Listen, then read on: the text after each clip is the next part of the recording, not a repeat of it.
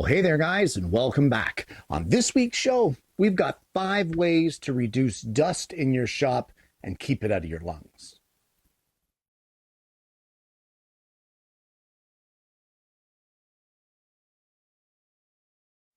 Well, there is no doubt that we have chosen a hobby that creates an awful lot of dust, and that dust is created by cutting, sanding, filing, shaping, you name it, but it's shaping of wood fibers. And even though those wood fibers are a natural product, guys, they can do serious, irreparable damage to your lungs. So, as much as we can reduce the dust in our shop, we need to do it. And the smaller your shop is, the worse it gets because it's more concentrated. So I'm going to show you a few ways today that you can reduce the dust in your shop, reduce the dust of your hobby, and hopefully keep yourself safe to woodwork on another day. So without further ado, let's get into the show.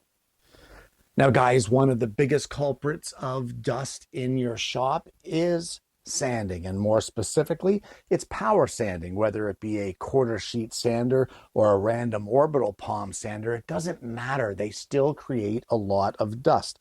And while you can minimize that dust greatly by adding the dust bags that come with these tools or purchasing one that comes with a dust bag, you can increase that dust collection power by, in some cases, removing this dust bag and installing a dust collection hose from a shop vac. That will help a lot. But even with the bags attached, guys, there is still one step that is often neglected that you need to do with these on a regular basis in order to make them be efficient, in order to make them work well. And let me just show you what that is. If you don't clean out these bags on a regular basis, if you don't clean up your tools, look at the dust that's on this sander. Now, when this thing starts up, where do you think that dust is going? It's going all over your shop. So let me get a dust mask on. I'm going to turn these on. I'm going to show you what it looks like when you don't maintain your tools and clean them out properly. Now, while the random orbital wasn't as bad as the quarter sheet, I'm just telling you this isn't acceptable. This is a lot of dust in here to be able to allow this to do its job. It's far too much dust. It's clogging up your ports, it's causing problems, and it is going to blow all over your shop. The quarter sheet seems to be the bigger culprit of this, but again, you can see the amount of dust here that's in this. And guys, this is just going everywhere. So they're fairly easy to clean. You can clean it with your shop vac. Just dump it into your garbage, take it outside, tap it all out, and get these things cleaned out. You may even want to take a blower and just blow in through the vents while it's running to try to clear out the impellers of any dust that may be caught in here, and give them a wipe. Wipe down the exterior to get off all of this dust, and you should be just fine after that. While it's not going to be 100% dust collection with these bags, it will improve it exponentially for the amount of dust that it throws around your shop. Well, the next thing that you want to consider for your shop, possibly your next equipment purchase, would be a dust collector. Now, guys, this is not a big unit. You don't need a huge dust collector in your shop. It's not meant to remove every single bit of dust out of your tools. What it's meant to do is drastically reduce it, especially the small particles. Now, this is not a big unit. 120 volt single phase motor. It has a 4-inch port for your hose, and it only draws about 600 CFM. Now, 600 CFM is cubic feet per minute, and that is how much air the thing draws. Guys, there are 2 types of filters that you can get for this. You can get a cloth type filter that this one used to have, which has a 1 micron capability of filtering out, or you can get the canister style, which has the same filtering capabilities, but the difference is how you clean it. The bag is kind of cumbersome to clean because once the inside gets clogged with dust, you lose your airflow. It drastically reduces the amount of suction that your dust collection has.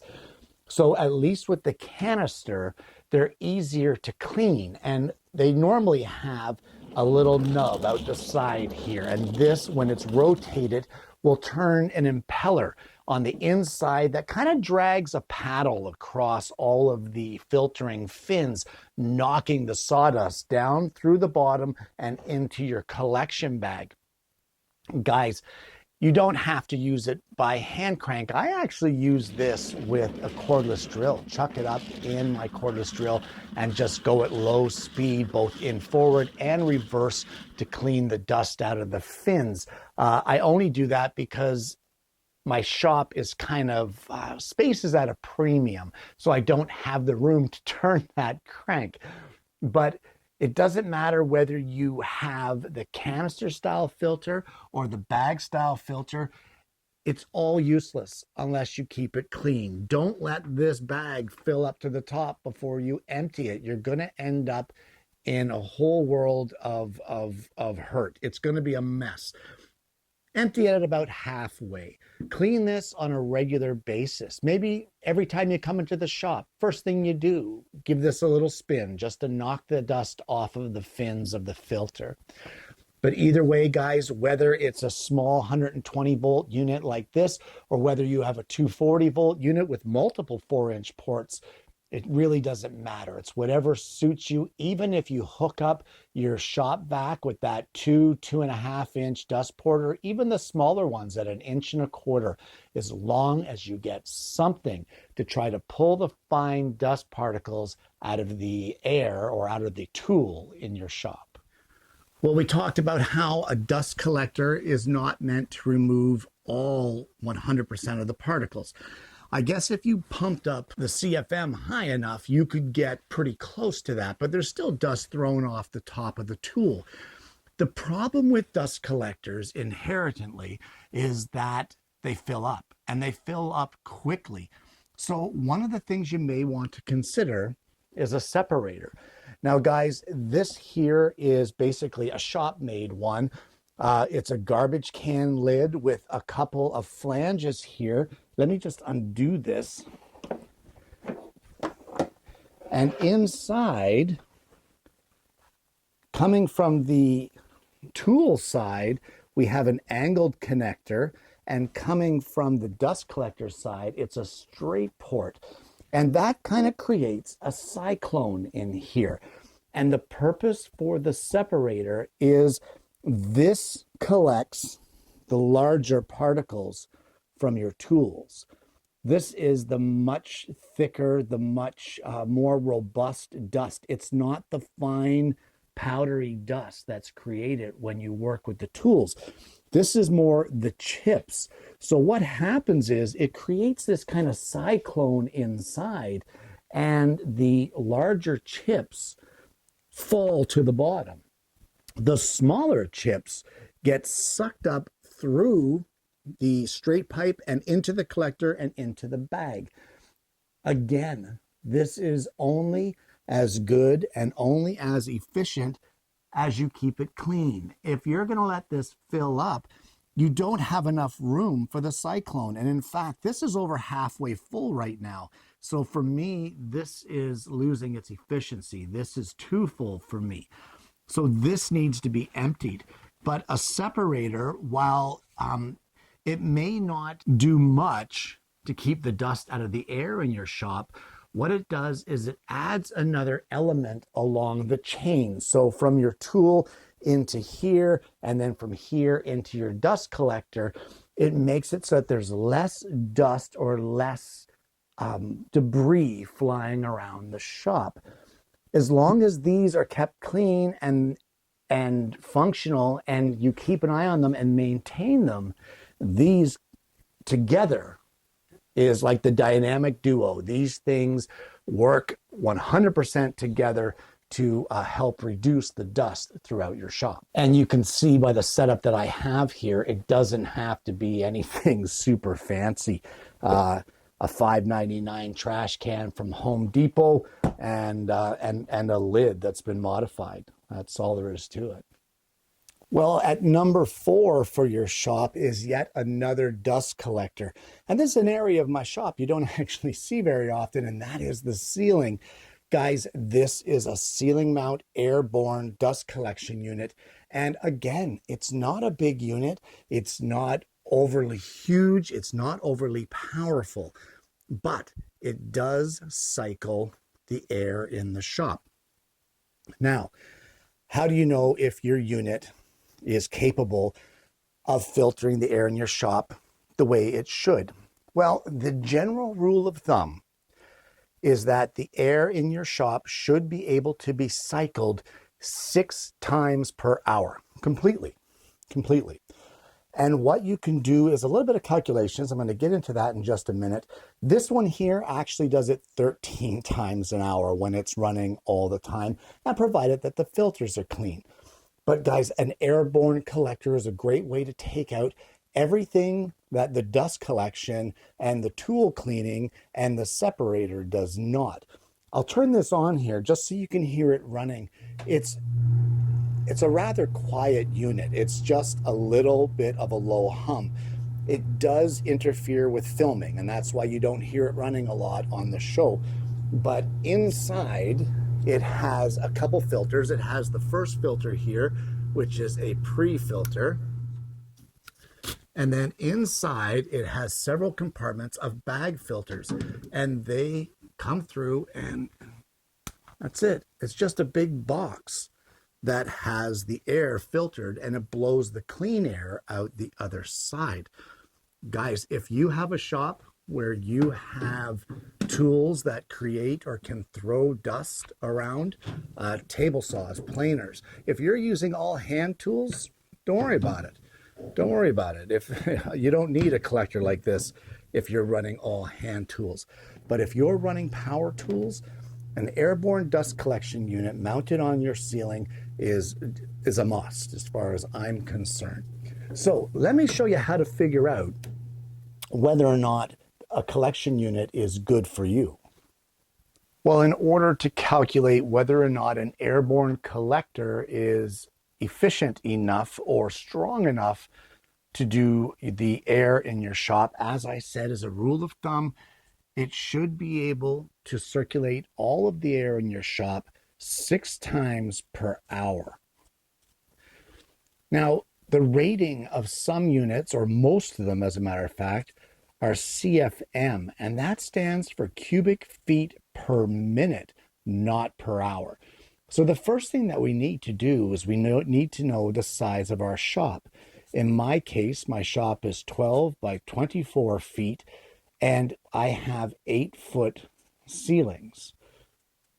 So if we take 12 times 24, that will give us the area, but in order to get the cubic feet, we also have to multiply it by the height, which is 8 feet.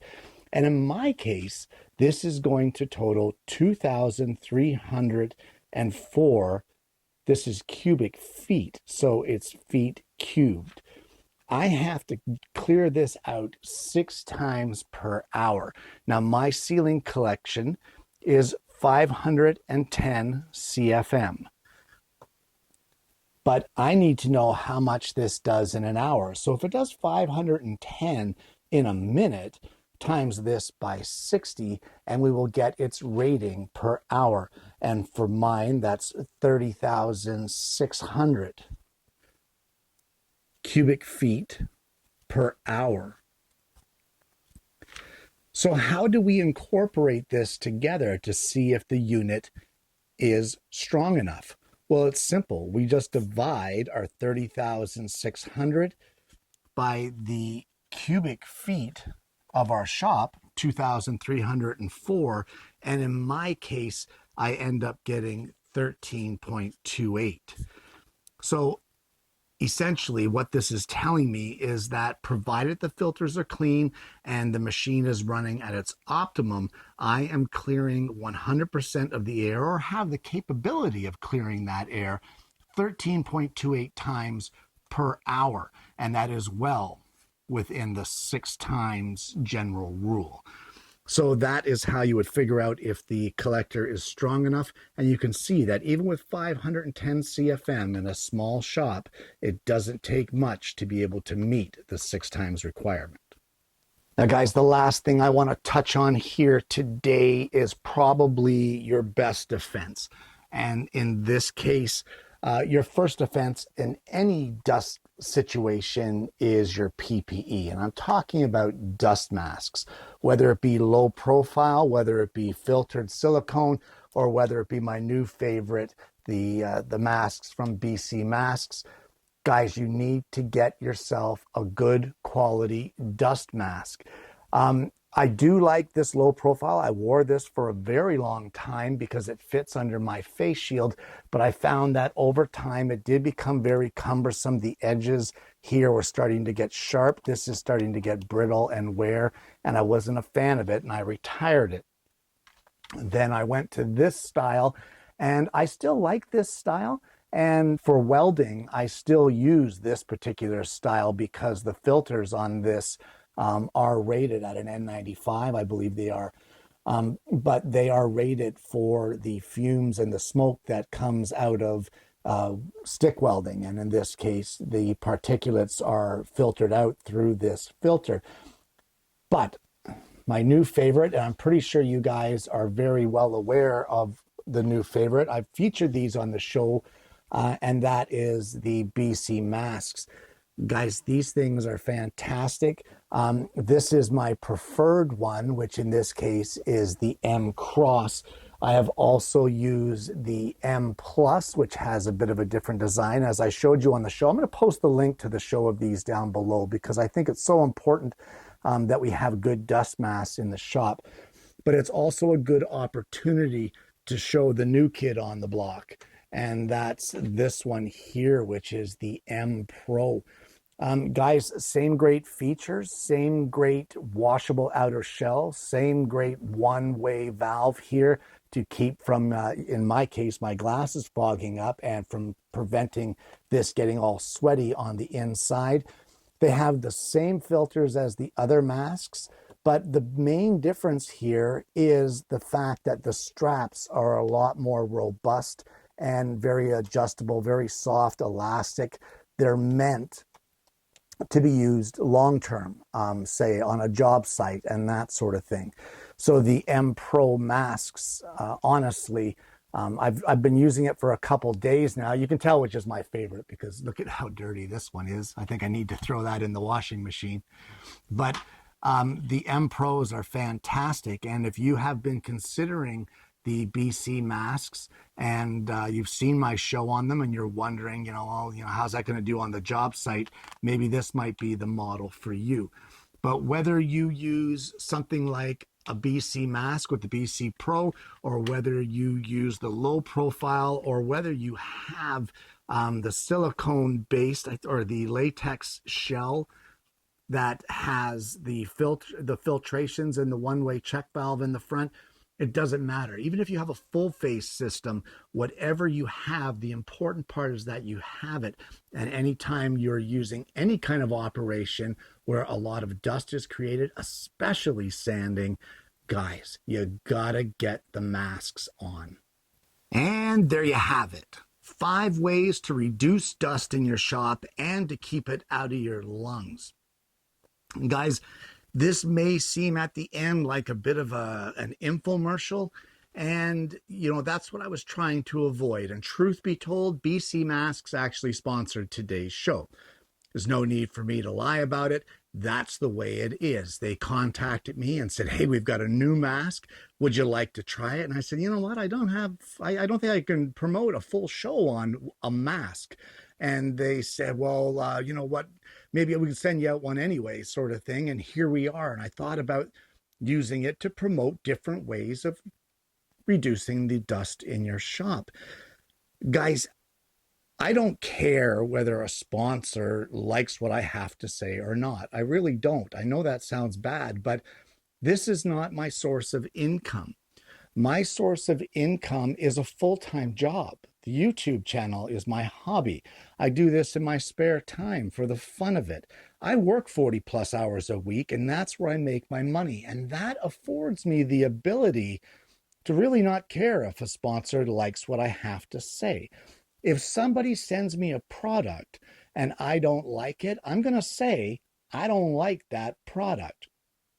And what do I lose? I don't lose anything. What do I gain if you guys buy a BC mask or any other product that I show here on the show? I gain nothing because I have no affiliation with these companies. I test their products, I try them, I give you my opinion. That's all there is to it. And these masks, I'm not going to stand here and preach about how great they are, but I really do like them. Guys, I'm not only someone that kind of brings it to the show, I'm also a user. And I've been using these masks ever since I put out the show quite some time ago. And they're a good quality mask that keeps the dust out of my lungs. So why wouldn't I use it? Why wouldn't I promote it? Easy to put on, easy to use. That makes PPE accessible. And as long as PPE is accessible, you're going to use it. Okay, so enough of the masks now. Look at the other stuff that we've got here today. Something as simple as keeping your equipment like your sanders clean, cleaning those bags. And I have to admit, those ones were pretty dirty. I guess I'm a victim of it myself. Practice what I preach sort of thing. I should have had it cleaner than that, but I'm glad I didn't because it gave me the opportunity to show you what happens if they're not clean. But keep your equipment clean. That's not just the bags in your sanders and your impellers in your sanders. That's also the filters in your dust collection, whether it be Airborne or a regular collector unit.